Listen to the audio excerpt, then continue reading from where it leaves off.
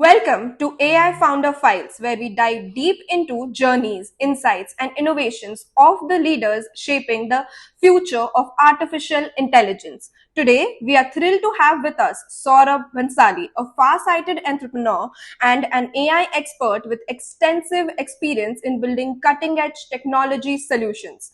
With a strong background in software development, product leadership, and strategic innovations, Saurabh has successfully founded and scaled AI driven ventures that are transforming industries.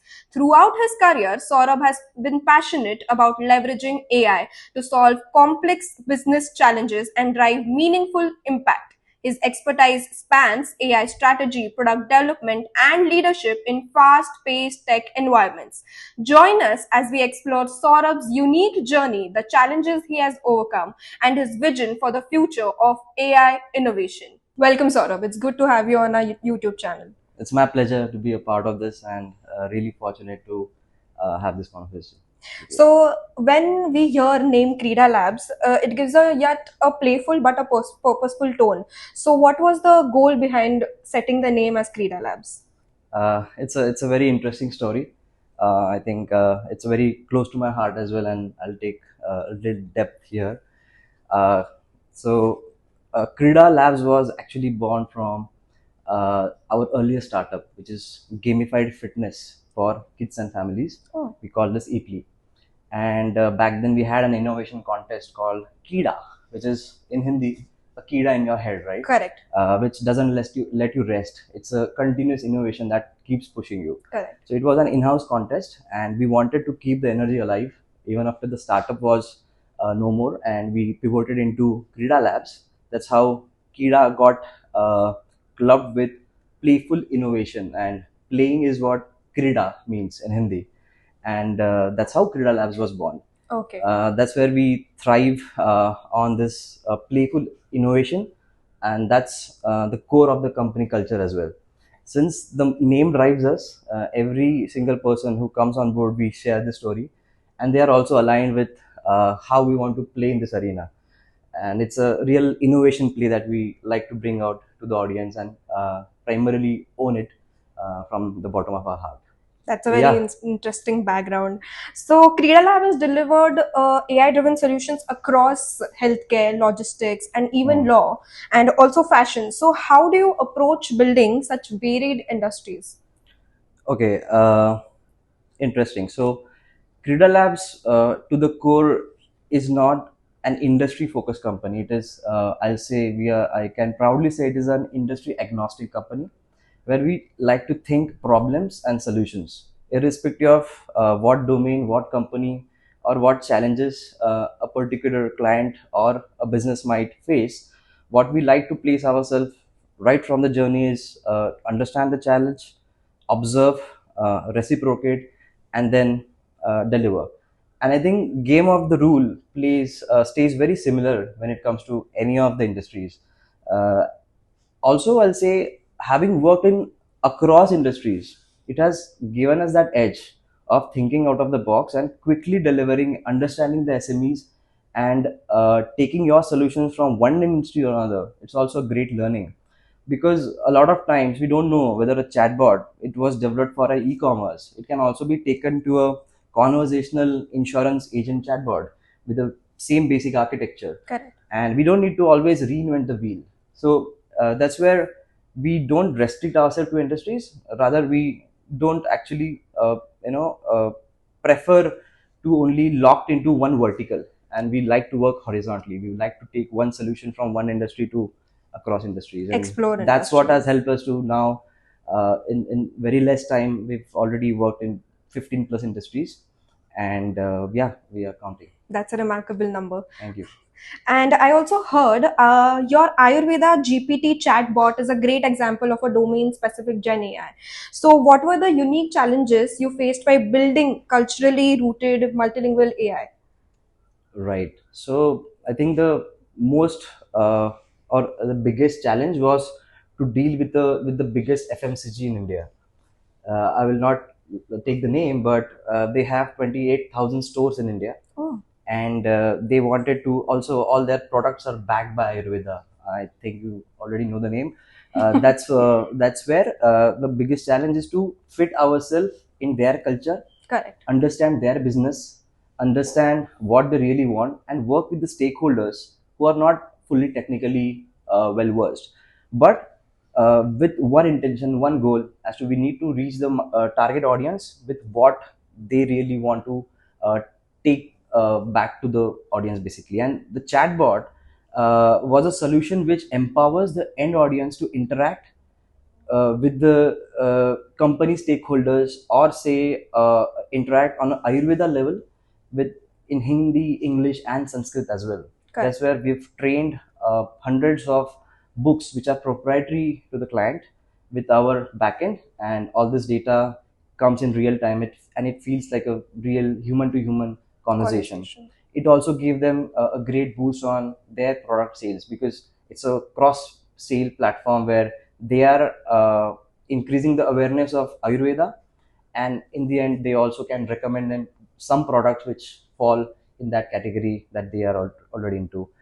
So the biggest challenge here was to also reach the end audience, understand what is the right way to reach them, and handle the scale of such a big client.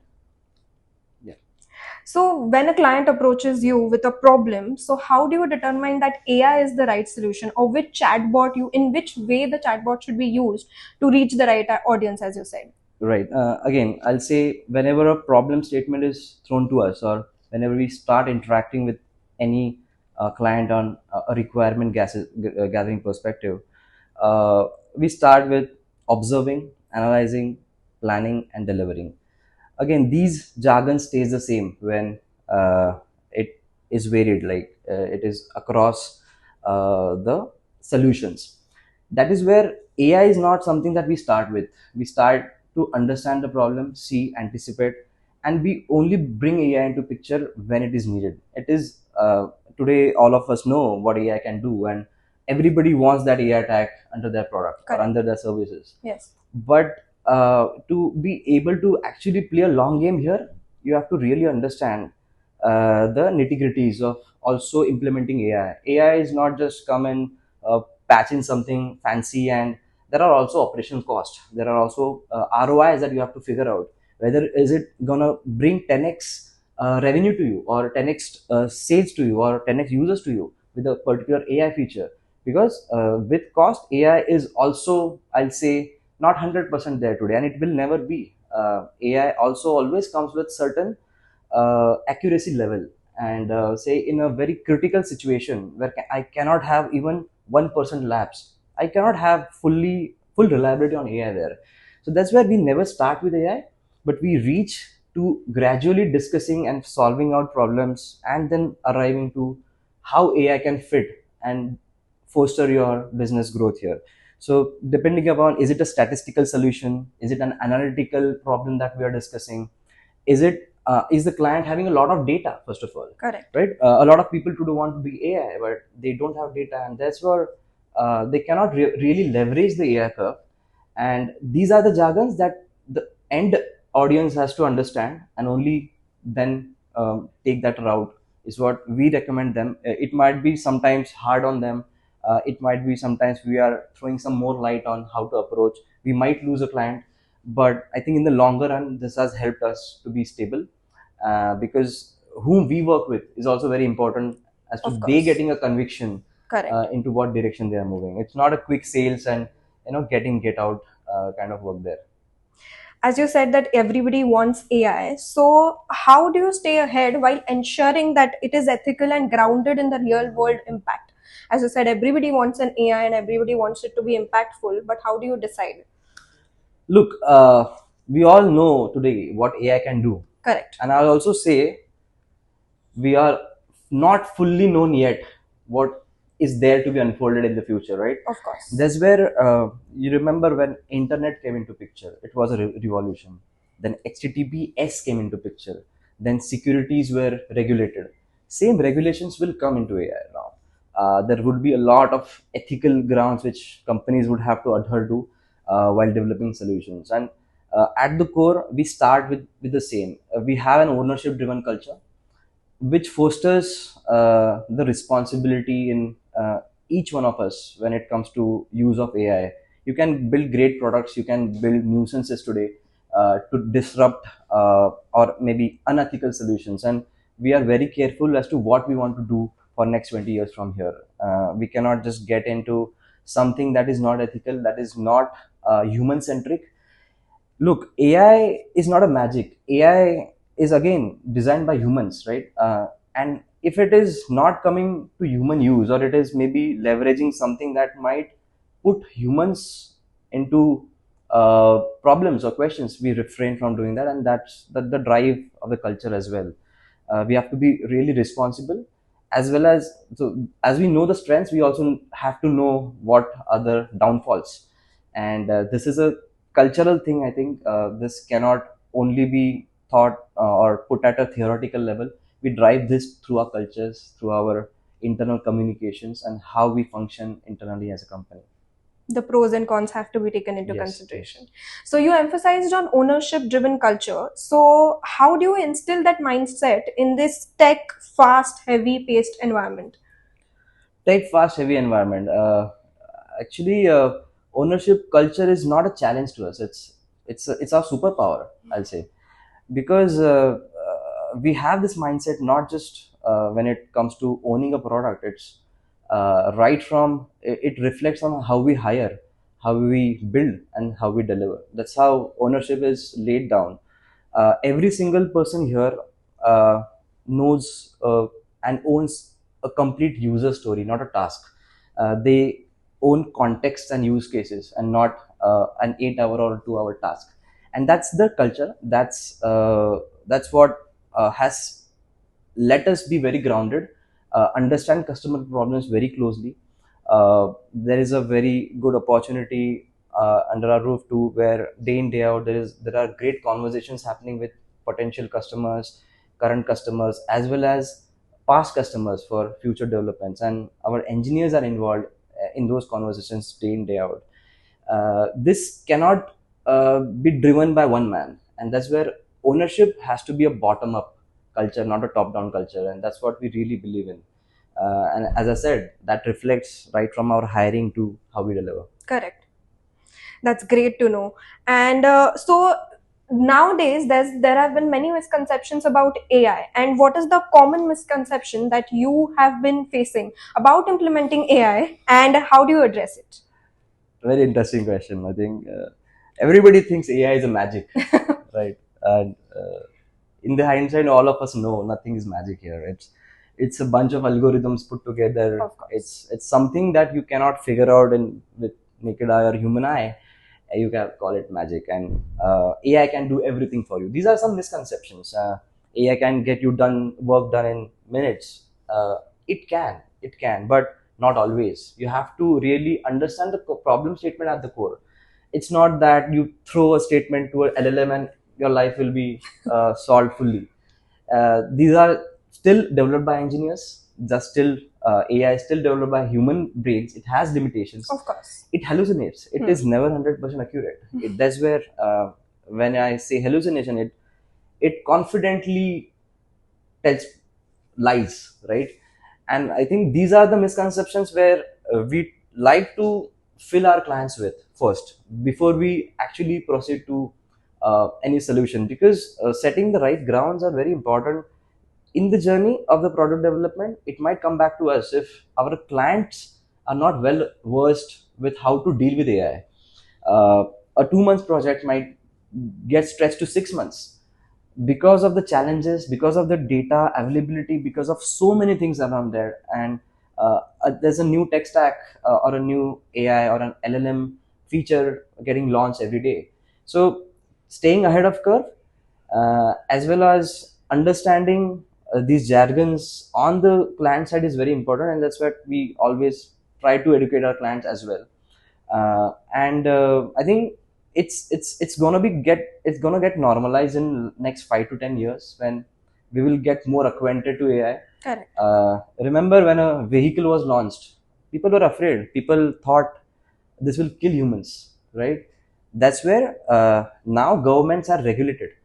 the licenses, right? People are trained to drive vehicles. Correct. That will be a time from here, say 10 years from here, where people will be trained to use AI in a certain way, and where they will know the limitations, right? It's not that vehicle doesn't kill. If you go and strike someone, you might kill people, Of right? course. But you know how to use it now. Of course. And that's where I think next 5 to 10 years is going to be.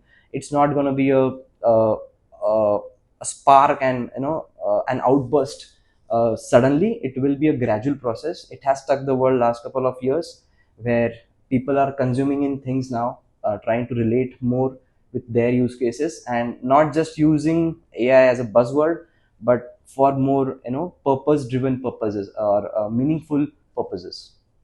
Yeah. As you said, correct, that a human intelligence is important while using AI. We Yeah. follow that at GTT Data Solutions, Yeah. dual intelligence. Yeah. But do you also think that, of course, an AI cannot do everything, but Yeah. in terms of human intelligence, do you think it has helped in the organizational, operational suits even? Absolutely. I think being an AI company to the core, right from our leadership to everybody who is coming in or on board, we really enable the AI tools or AI access for our folks, because it is really important to understand what AI can do and what you can do. It's always a human plus AI effort that has to go in together. I cannot just come and have a one-liner prompt to a chat GPT and get my essay ready. I have to be involved in the conversation good enough so that my end result would be great, right? So that's where it's always going to be. So AI is not going to scare anybody. It's always a human knowing AI who can do wonders. Correct. Yes. I agree. So, as we should explore AI, that's what explore AI, explore human interaction with AI. And you are also passionate about exploration and trekking. Do you think these personal interests influence your leadership skills, decision making? Interesting. So this is my, I'll say, one of the favorite questions since my childhood. Trekking fitness has been very core and dear to me, and it is a part of me. It defines who I am.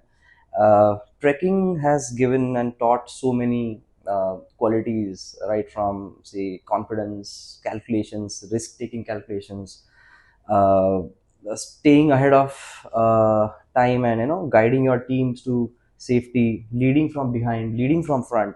So all these values are something which gets revisited whenever I go on a trek.